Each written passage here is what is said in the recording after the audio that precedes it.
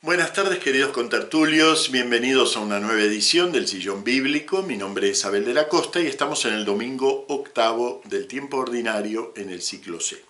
Lo mismo que pasó hace 3 años, la fecha de la Pascua, que como saben es variable, nos ha permitido llegar hasta el final de un cierto curso de lectura. No todos los años pasa, pero este año nos ha dejado llegar hasta el final de este pequeño curso de lectura. En el Evangelio terminamos de leer ese precioso resumen que hace la liturgia del Sermón del Llano. Y en la segunda lectura terminamos hoy de leer ese precioso resumen que hace la liturgia del capítulo 15 de la primera carta a los Corintios. Resumen porque el capítulo 15 de la primera carta a los Corintios realmente es un capítulo unitario y es muy difícil hacer cortes. Pero la liturgia dominical hace esos cortes y extrae una cuestión muy valiosa, que es llevarnos a pensar en el conjunto de nuestra vida de cara a la vida eterna a partir de la resurrección. Nuestra vida vista desde la resurrección de Cristo. Entonces, hace 4 cortes en ese capítulo. Hemos ya leído los otros 3 y este sillón lo dedicamos al cuarto momento. Pero para llegar a ese cuarto momento me gustaría hacer un pequeño resumen de lo que hemos visto, porque en realidad lo que leemos hoy es la conclusión del capítulo. Y esa conclusión se apoya en todo lo que hemos visto y descubierto a lo largo de la lectura. Entonces, vamos a comenzar por lo que vimos hace 4 domingos. El inicio del capítulo 15. ¿De qué nos hablaba? Nos presentaba la resurrección de Cristo, nos la presentaba como el centro y la cumbre, digamos, de nuestra fe. La resurrección de Cristo es la clave a partir del cual nuestra fe adquiere sentido. Ahora bien, ¿cómo me anoticio de esa resurrección? ¿Cómo me llega a mí esa resurrección? Podríamos pensar que si es algo tan importante como la clave misma de la fe, Dios hace allí un acto fuerte en la historia y nos planta al resucitado de modo que no podamos mirar para otro lado. Bueno, pues no hace eso. Eso sería un acto fuerte. Y Dios parece, y esto es una enseñanza constante de San Pablo, Dios rehúye a los actos fuertes. Y entonces nos anoticiamos de la resurrección a partir de 2 caminos, ninguno de los cuales es un argumento de fuerza. Primer camino, el escudriñamiento de la Escritura. Pero claro, si en la Escritura encontráramos escritura que se refiere, como lo dije en su momento, al Antiguo Testamento, obviamente. Si en la Escritura encontráramos una frase que dijera, va a venir dentro de 1000 años el Mesías y va a morir y va a resucitar, ya está, ya tendríamos el argumento fuerte, pero no hay nada de eso. El escudriñamiento de la Escritura es un escudriñamiento profético. Tengo que aprender a leer en la filigrana de la historia narrada por la Escritura, tengo que aprender a leer los signos que me muestran cuál es el significado verdadero de la muerte de Cristo y cuál es el significado auténtico de su resurrección. Bien, eso es un camino. El otro camino es el testimonio apostólico. Sí, Dios decidió hacer un acto de presencia en la historia y se aparece, pero resulta que se aparece a un limitado conjunto de creyentes que constituyen la generación apostólica y a partir de los cuales tenemos que creer. Y no hay ningún camino alternativo a aceptar el testimonio de otro que va a modelar toda mi vida. Porque el testimonio de la resurrección, como iremos viendo que va avanzando este capítulo 15, modela todos los actos de mi vida. Y sin embargo, ese testimonio no me ocurre a mí. Ese testimonio le ocurre a otro en el espacio, no soy yo, y a otro en el tiempo, no es ni siquiera de mi época, es del remoto pasado, de hace 2000 años. Bien, ahí ya planteamos una primera cuestión. La resurrección de Cristo, centro de nuestra fe, se nos da en la debilidad de unas palabras, la palabra profética, la palabra testimonial. Bien, pero bueno, yo llego a esa fe, me instalo en ella, soy cristiano, me bautizo, creo que Cristo resucitó, pero ¿eso tiene algo que ver con mi propia vida? ¿O solamente afirmo que Él resucitó, Él es Dios, Él es el fuerte? ¿Tiene algo que ver con mi propia vida? El segundo momento aborda esa cuestión. ¿Hay alguna continuidad entre esta vida y la eterna? Y cuando digo esta vida, me refiero a esta vida tal como la experimentamos, una vida corpórea. Porque los griegos sí creían en alguna continuidad, pero esa continuidad es del alma inmortal, que estaba aquí en el cuerpo, digamos, como una especie de cárcel. Pero la fe cristiana afirma exactamente eso. Bueno, para algunos lamentablemente sí, más griegos que cristianos. Pero realmente la fe cristiana no afirma eso. No afirma que estamos en una cárcel y seremos liberados cuando muramos. No, ya hemos sido liberados en el bautismo. Liberados no de la cárcel del cuerpo, sino de otra cárcel que precisamente se mencionará hoy, ¿no? De la cárcel del pecado, de la cárcel del sinsentido. Estamos en el cuerpo y en esta corporeidad, que es nuestro mundo, nuestro modo de contactar con los demás, nuestro modo de noticiarnos de la verdad, nuestro modo de hacer historia, en esta corporeidad entramos ya en la vida eterna. Hay continuidad, yo ponía el ejemplo de la vida intrauterina y la vida extrauterina. Analógicamente es lo que estamos viviendo ahora. No podemos imaginar cómo es la vida de resucitado, pero no hay un completo renacimiento al atravesar el umbral de la muerte, sino que ya todo aquello que experimentamos, que vivimos, que somos, de alguna manera lo acopiamos para la vida eterna. Ese era el segundo momento. Entonces allí San Pablo le plantea a los corintios que no basta creer en la resurrección de Cristo, hay que llegar a creo en la resurrección de la carne. No existía desde luego el credo en la época de San Pablo, pero hay que llegar con convicción a comprender que nuestra fe habla también de nuestra resurrección, no solo de la de Cristo. Y ahí llegamos al tercer momento. El tercer momento es muy delicado, es muy poético. San Pablo escudriña, con ese mismo espíritu profético, escudriña la Escritura. De la mano de un teólogo judío de la época, Filón de Alejandría, escudriña esa curiosidad que tiene la Escritura de que habla de dos Adanes.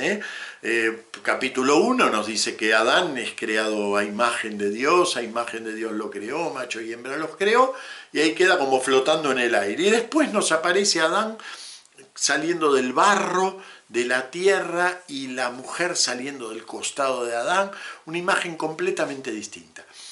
Filón de Alejandría lo explicaba hablando muy griegamente, hablando del hombre interior, el hombre exterior, del alma, del cuerpo, etc., ¿no? Entonces, dos Adanes. Pero San Pablo penetra en esa teología de Filón y le hace una corrección decisiva. Dice, sí, es verdad, hay dos Adanes, pero los dos Adanes no están al inicio.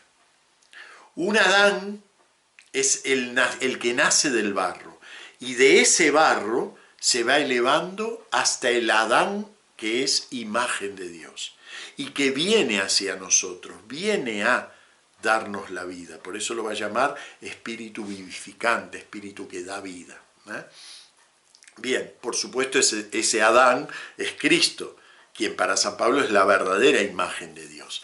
Entonces, la pregunta decisiva en este tercer fragmento es, ¿dónde estamos nosotros? ¿Somos ese Adán? No, ya no somos ese Adán. ¿Somos el nuevo Adán? No, tampoco somos el nuevo Adán. Estamos en tránsito, estamos caminando. ¿Dónde estamos caminando? En el tiempo. El tiempo, el hombre lo mira con cierto recelo. Nos parece que el tiempo está en contra nuestro, porque nuestra experiencia concreta del tiempo es que el paso del tiempo parece degradarnos y parece más bien acabar con nuestra fuerza, nuestra energía. Y sin embargo, dice San Pablo, y esto les insisto, es revelación, no es escudriñamiento filosófico, es escudriñamiento profético, es revelación. El tiempo, nos dice San Pablo, es el lugar en donde está ocurriendo la nueva creación. Entonces, todo ese tiempo que estamos viviendo es un tiempo de creación, no es un tiempo de descreación, no es un tiempo de disolución. Justamente esta semana, Papa Francisco comenzó en sus audiencias un nuevo curso de catequesis, habiendo terminado el curso de San José, ¿no? Y va a tomar este tema, el tema de la alianza de los tiempos en la vida del hombre, ¿no? Es decir, el tiempo de la vejez no es un tiempo de deshacerse, es un tiempo de acercarse hacia la nueva creación en Cristo, ¿no? Tengo mucha expectativa con esta catequesis que va a dar el Papa, porque creo que apunta a algo muy fundamental, algo que normalmente no lo hablamos, porque el tiempo lo dejamos para afuera de la fe, ¿no? Mientras que la fe se dedica al espíritu, que es intemporal. Bueno, no, nosotros no somos intemporales nunca. Llegamos así al cuarto momento. Perfecto, hemos aceptado que la corporeidad forma parte de la vida eterna. Ahora quiero mi corporeidad porque forma parte de la vida eterna, ¿no? Y entonces nos advierte San Pablo en el cuarto momento que, bueno, que no todos moriremos, pero todos seremos transformados. Dice, cuando esto corruptible se vista de incorrupción, cuando esto mortal se vista de inmortalidad, entonces se cumplirá la palabra que está escrita. Ven otra vez el escudriñamiento profético en la Escritura. San Pablo no dice nunca nada sin esta confrontación con la Escritura, hecha con mucha libertad de lectura, pero siempre hay una confrontación con la palabra de Dios, porque por algo es la palabra de Dios. Ella nos orienta en lo que significan los acontecimientos del hombre, ¿no? La muerte ha sido absorbida en la victoria. Es una cita de Isaías, ¿Dónde está muerte tu victoria? ¿Dónde está muerte tu aguijón? Una cita de Oseas, leída en una traducción griega que no es la habitual, pero bueno, si vamos al texto hebreo no dice literalmente esto, pero realmente el sentido es el mismo, ¿no? La muerte ha sido absorbida por la victoria. ¿Dónde está muerte tu victoria? ¿Dónde está muerte tu aguijón? Entonces, claro, el gran límite al que se enfrenta el hombre es la muerte, la gran barrera, ¿no?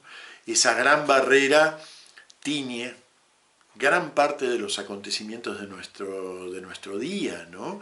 Aunque quizás no seamos del todo conscientes o no queramos ser del todo conscientes, pero realmente la posibilidad real de la muerte va tiñendo nuestro día a día, ¿no?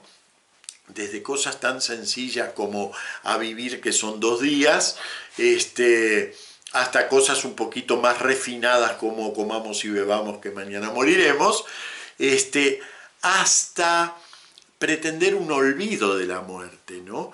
Vivir el hoy, pero no en el sentido evangélico, que lo veremos en un segundito porque San Pablo apela a lo mismo, no el vivir el hoy en un sentido evangélico, sino vivir como fugados de la muerte, como si ella no fuera a existir. No, sí que va a existir, y además es una posibilidad muy real para todos. Estamos saliendo, ni siquiera hemos salido de una pandemia, ya estamos metidos en el inicio de una guerra cuyas consecuencias desconocemos, ¿no? Entonces, la muerte nos acecha a todos.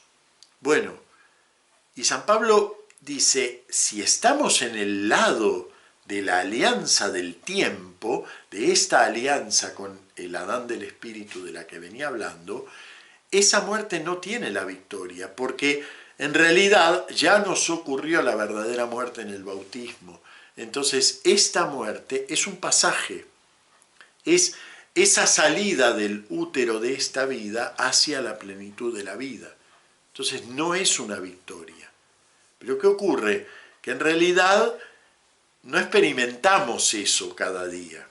En realidad experimentamos la muerte como un límite y como un límite opresivo, ¿no? Y que nos marca, nos determina el obrar concreto de cada día. Entonces va a continuar, va a decir, el aguijón de la muerte, aquello en lo que la muerte nos espolea y nos dice, ojo, tienes que pasar por mí. ¿Y qué sabes de lo que hay del otro lado, ¿no? Entonces el aguijón de la muerte es el pecado. El hombre se vuelve sobre sí mismo, se vuelve hacia el egoísmo, se vuelve de espaldas a los demás, se vuelve incluso de espaldas a Dios para olvidarse de ese límite. Y ahora viene una afirmación sorprendente, no sorprendente en la teología de San Pablo, pero sorprendente en este contexto, porque uno se pregunta, bueno, pero ¿qué tiene que ver? ¿No? Dice, y la fuerza del pecado es la ley. Y uno se pregunta, ¿qué tiene que ver la mención de la ley aquí, en este contexto? Bueno, precisamente, ¿no? Cuando queremos mirar de frente la muerte, pero olvidándonos que en realidad ya la muerte ha sido absorbida en la victoria de Cristo. Entonces queremos mirar de frente la muerte, queremos vivir de cara a la verdad de nosotros mismos y nos aferramos a un espiritualismo, a una religiosidad hecha de pura ley, de puro cumplimiento. Queremos ser los mejores para que nos reciba Dios del otro lado. Queremos hacer mucho mérito. Así, cuando pasemos esa barrera, hay sentido. O nos queremos olvidar de la muerte, o la queremos saltar con nuestras fuerzas. A eso llama San Pablo estar apresado en la ley, querer saltarse la muerte con nuestras fuerzas. Pero no, Cristo nos ha dado ya la victoria, y eso va a ser la siguiente afirmación. Gracias a Dios que nos da la victoria por medio de nuestro Señor Jesucristo. No necesitamos ni caer en brazos del pecado, ni caer en brazos del espiritualismo legalista. No necesitamos ninguna de las dos cosas, porque la victoria ya ha sido realizada por Cristo. ¿Y entonces qué nos toca hacer? ¿Sentarnos así, esperar la muerte? No. Precisamente, la victoria de Cristo ha dejado libre el camino para que todo nuestro obrar pueda ser un obrar de cara al bien. De modo que, hermanos míos queridos, manteneos firmes e inconmovibles, entregados siempre sin reservas a la obra del Señor. Haga lo que haga, pequeño, grande, nos parece que no tiene el más mínimo sentido hacer un ayuno el 2 de marzo por la paz en Ucrania. ¿Qué puede hacer mi ayuno? Nada. No es esa la fuerza del ayuno, es entregarme a la obra del Señor. ¿Qué puedo hacer por la pobreza porque le doy una moneda a este pobre? Nada. Por la pobreza no voy a hacer nada. Me entrego a la obra del Señor. Y eso poquito ya ha sido fecundado en la victoria de Cristo. Ya ha sido convertido en victoria sobre la pobreza. Ya ha sido convertido en victoria sobre la guerra. Ya ha sido convertido en victoria sobre el pecado. Eso poquito, la obra del Señor que me toca a mí. Por eso les decía, San Pablo acude a lo mismo que acude Jesús en el Evangelio, vivir el día, pero no es un vivir el día olvidándose del mañana, o olvidándose de la muerte, o olvidándose de los problemas. No, es un vivir el día para explotar en lo más mínimo, en lo que parece insignificante, una victoria que en realidad ya nos ha sido obtenida por Cristo. Bueno, y con esto cerramos la lectura del capítulo 15. Lo mismo que les insistí en los otros, ¿no? Lean el capítulo entero, es un capítulo magnífico, además es enfervorizante, ¿no? Nos lleva a descubrir cuánto sentido tiene nuestro obrar continuo, ya ahora, en el tiempo. No tenemos que esperar a la salvación que vendrá para ser buenos, porque la salvación ya vino y ya estamos en capacidad de ser buenos. Muy bien, nos vemos la semana que viene. Muchas gracias.